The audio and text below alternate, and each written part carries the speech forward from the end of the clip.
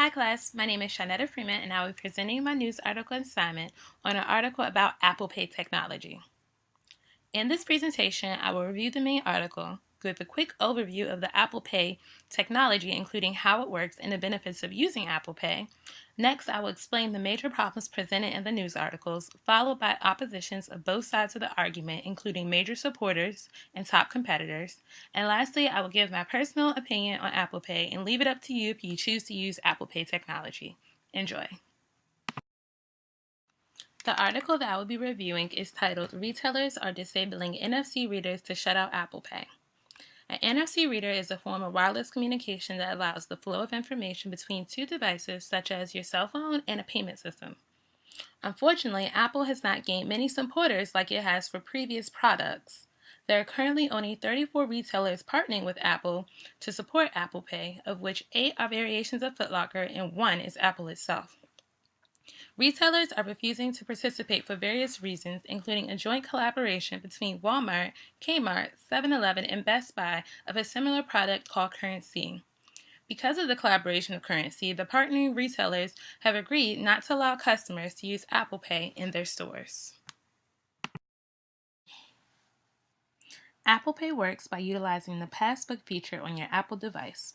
It stores your credit and debit cards like it would any other information, but all of the critical payment information, like account numbers and expiration dates, are stored through your iTunes account and not on the device itself. When you get to a retailer that supports Apple Pay, you point your device at the NFC reader with your finger on the Touch ID screen. The identification of your fingerprint is what allows Apple to use the Apple Pay to authorize the payment. The payment is processed in the same way as if you were to use a bank and/or credit card. This is important because competitors are trying to eliminate the middleman fee of using your bank card or credit card.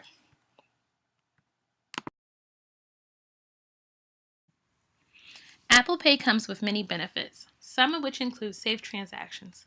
The application acts as a mobile wallet by allowing you to pay from any debit or credit card account that you have registered through iTunes without actually removing the card from your wallet. Apple Pay has the ability to save coupons and customer loyalty information, therefore allowing you to optimize on savings and points that you have accumulated with the store. Apple Pay does not save information from your transactions, and you have the ability to disable the feature if your phone is lost or stolen. Retailers, including heavyweights listed earlier, such as Walmart, Kmart, 7-Eleven, and Best Buy, are in outright competition with Apple Pay. The idea of a payment system controlled by retailers and free of credit card processing fees is very appealing to retailers. Thus, the idea behind Currency, Apple Pay's competitor. By supporting the use of Currency, retailers would avoid credit card transaction fees and control the entire payment experience. By allowing customers to use Apple Pay, they lose control of their data, and Apple would now have access to transactional information they currently do not have. One of the major supporters of Apple Pay are financial institutions. The highlighted differences is that Apple Pay is currently the only mobile pay solution supported by banks. Currency connects straight to a smartphone user's checking account, much like PayPal, therefore allowing them to cut out the credit card companies from the payment process, saving them 2 to 4% fee that is normally imposed by Visa, MasterCard, and other credit card companies. Another major competitor to Apple Pay and Currency is Google Wallet.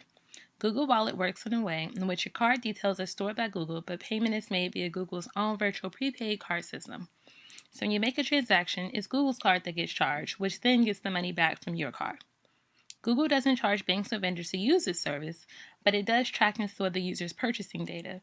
And banks don't like this. They don't like it to the extent that they would rather pay Apple its percentage of the transaction than give data to Google for free. My personal opinion is that retailers should support Apple Pay. Apple has decided to play by the books and are not taking profits from financial institutions and are still allowing retailers to gain data from customer transactions. That's a win for both retailers and banks. I believe that it's unfair for Currency retailer supporters to try and make additional profits by blocking Apple Pay.